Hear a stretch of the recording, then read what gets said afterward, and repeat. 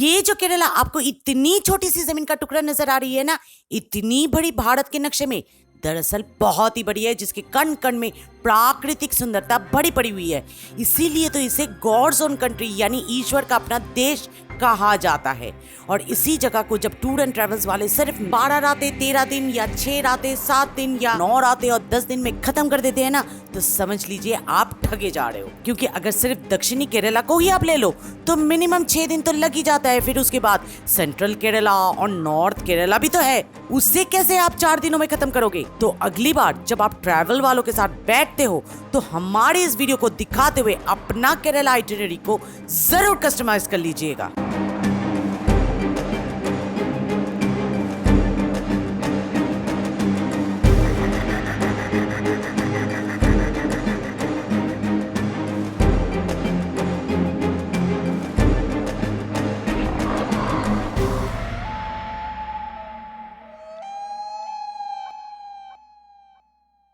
तो पहला जो आपको काम करना है वो है अपने राज्य से केरला का राजधानी त्रिवेंद्रम में पहुंचना है, जो कि बोथ एयरवेज और रेलवे से कनेक्टेड है बाकी सब राज्यों से। इनफैक्ट ये तो बाहरी देशों के साथ भी कनेक्टेड है एयरवेज और वाटरवेज से। फिर अपने होटल में चेक इन करते हुए थोड़ा फ्रेश हो लीजिए। हम लोग ने रेल पथ के जरिए त्रिवेंद्रम पहुंचे थे और रेलवे की ही रिटायरिंग रूम में अपना शुभरात्रि किए थे। रेलवे का रिटायरिंग रूम हमें पड़ा था 560 रुपया और बिरयानी के साथ हमने किया था डिनर, हमें पड़ा था सिर्फ 100 रुपए। अच्छा, आइटिनरी बताते वक्त हम ना बीच बीच में इस तरह का फूड और लॉजिंग का हिसाब देते रहेंगे। आप वो एक एक करके जोड़ लीजिए ताकि आपको एक बजट और बहुत ही चीप केरला आइटिनरी मिल जाए।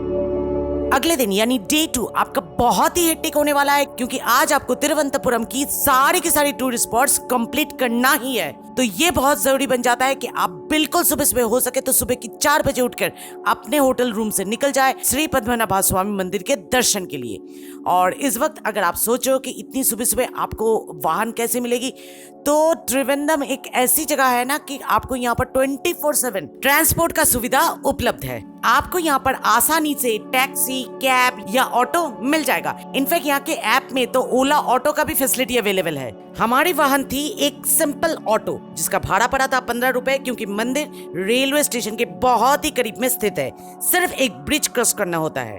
दर्शन फ्री हो गया था, सिर्फ धोती का 100 रुपए हमें पड़ा था और क्लॉक रूम में निजी सामान रखने के लिए 50 रुपए। उसके बाद निकल गए हम लोग अपनी अगली पर्यटक स्थल आजीमाला मंदिर के दर्शन के लिए। ये पर्यटक स्थल ना आमतौर पे जो टूर एंड ट्रेवल्स वाले हैं ना डिलीट ही कर देते हैं अपनी आइटिनरी से, पर आप लोग ये कतई भी ना करें। ये 98 फुट शिव जी की जो मूर्ति है ना, देखने लायक स्कल्पचर है। और दर्शन के बाद यहीं पर जो एक छोटा सा बहुत ही क्यूट सा रेस्टोरेंट है, वहां पर हमने की थी पेट पूजा।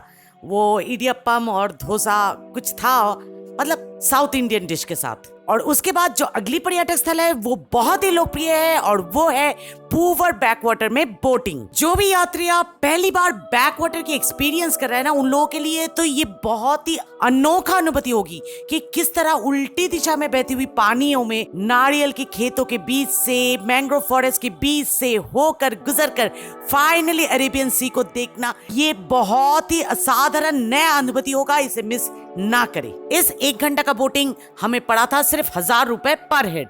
और यहाँ पर आने जाने में जो खर्चा हुआ था वो आजीमाला से पूवर का ऑटो भाड़ा था सिर्फ 100 रुपए, जबकि पूवर से कोवलम तक की सफर जो हमने तय किए थे KSRTC की बस में, और वो पड़ा था हमें सिर्फ 30 रुपए पर हेड। जी हाँ यात्रियों, हमारी अंतिम और आखिरी पर्यटक स्थल आज के लिए था कोवलम बीच, और उसी से अटैच था ब्लैक बीच और लाइट हाउस बीच।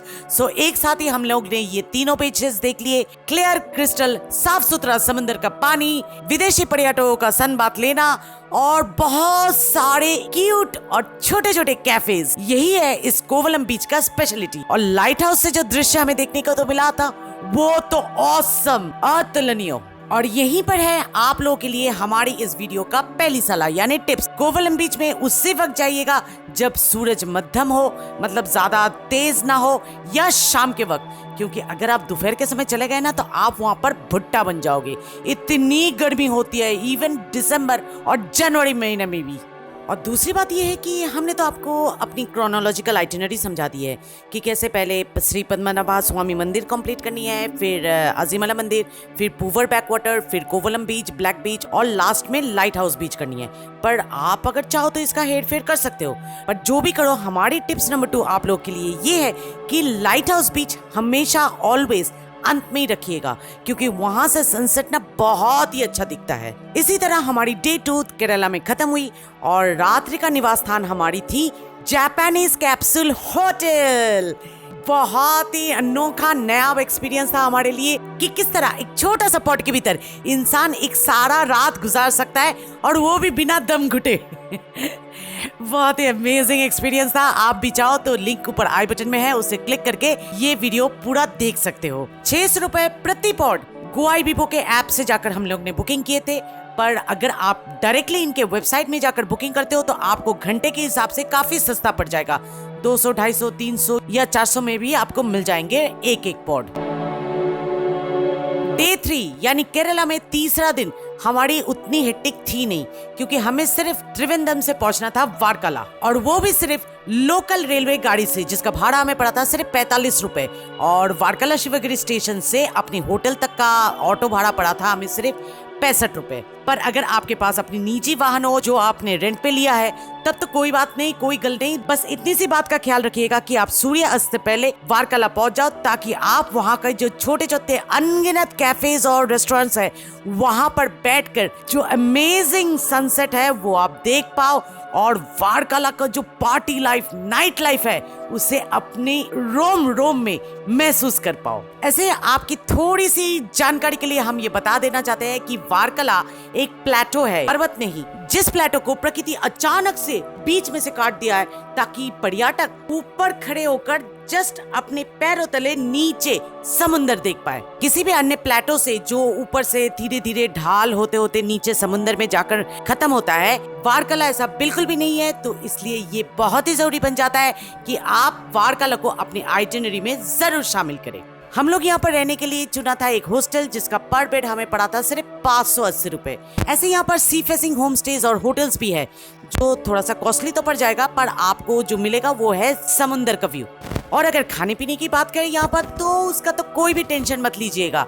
हर तरह के, हर किस्म के व्यंजन आपको यहाँ पर मिल जाएंगे, चाहे वो इटालियन हो, चाइनीज हो, साउथ इंडियन हो, कुछ भी। और करने लायक यहाँ पर कुछ भी नहीं है। सिर्फ जैसे हम लोग पार्क स्ट्रीट में न्यू ईयर और क्रिसमस मनाते हैं ना, एक पॉइंट से दूसरे पॉइंट तक पैदल चलते हैं, फिर वापस आते हैं और लाइफ को ऐसे ही एंजॉय करते हैं, यही बस यहाँ पर भी करना है आपको। और इसी तरह आपका हो गया डे 3 खत्म।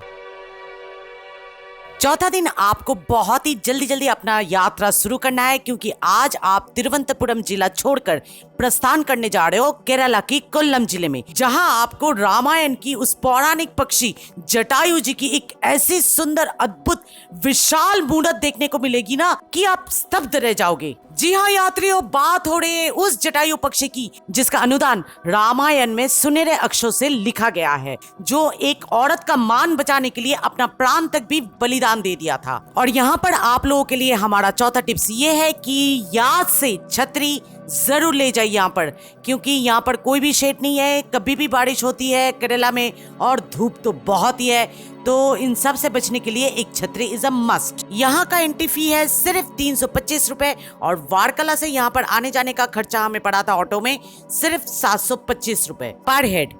फिर यहाँ से आपको प्रस्थान करना है मोनरू टुरुट्टू की तरफ। वहां पर यानी मोनरू आइलैंड में हम लोग ने चेक इन किया था सेंटा मारिया हॉस्टल में, जिसका एक रात के लिए रहना विद कम्प्लीमेंट्री ब्रेकफास्ट के साथ हमें पड़ा था 1100 रुपए। हम लोग ये गोआईबीबो से बुकिंग किए थे, पर आप चाहो तो इनका फोन नंबर आपको स्क्रीन पे दिखाई दे रहा है कार्ड पे, वहां पर भी फोन करके डायरेक्ट बुकिंग कर सकते हो। और चेक इन के तुरंत बाद या तो आप कैनो राइड या तो कायाकिंग के लिए निकल जाइए सूर्य अस्त होने से पहले ही। कैनो राइड का आपका पड़ जाएगा 300 रुपए पर हेड, और कायाकिंग का भी 300 रुपए पर हेड पड़ जाता है।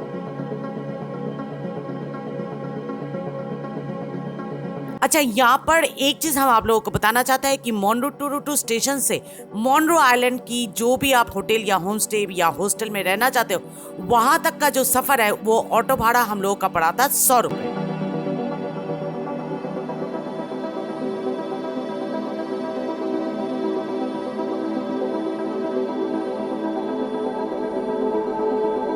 अगर आप चेक इन के बाद यानी शाम को ही कैनो राइड करते हैं तो अगले दिन सुबह सुबह एकदम बिल्कुल भोर होने से पहले ही कायाकिंग कर लीजिए, ताकि सूर्य उदय आप कायाकिंग करते हुए देख पाओ, और वो बहुत ही अनोखा दृश्य होता है। हम लोग ने कैनो राइड किए थे शाम को, और डे 5 यानी हमारी ट्रिप की 5वें दिन की भोर में किए थे कायाकिंग, और फिर वापस अपने हॉस्टल में आकर फ्री के नाश्ते यानी कॉम्प्लीमेंट्री ब्रेकफास्ट से किया हमने अपनी पेट पूजा। अच्छा, यहाँ पर एक चीज बतानी बहुत जरूरी है कि अगर आपका लक्ष्य है प्योर मलायली व्यंजन यानी प्योर केरेलियन व्यंजन खाने का, तो मोनरो आइलैंड से बेहतर कोई जगह नहीं है, क्योंकि ये विलेज है और आपको यहाँ पर आसानी से मलायली डिशेस जैसे कि पुट्टू, इडियप्पम, अप्पम, सद्या, ये सब बहुत ही सस्ते में मिल जाएगा। हमारी लंच पर हेड पड़ा था 100 रुपए और डिनर भी वैसे ही 100 रुपए में आ गया था। और रही बात इस होटल सेंटा मरिया को चुनने के पीछे का राज, हाँ ये बात सही है कि हमारे अन्य निवास स्थानों की तुलना में ये थोड़ा सा कॉस्टली हो गया पर हेड के हिसाब से।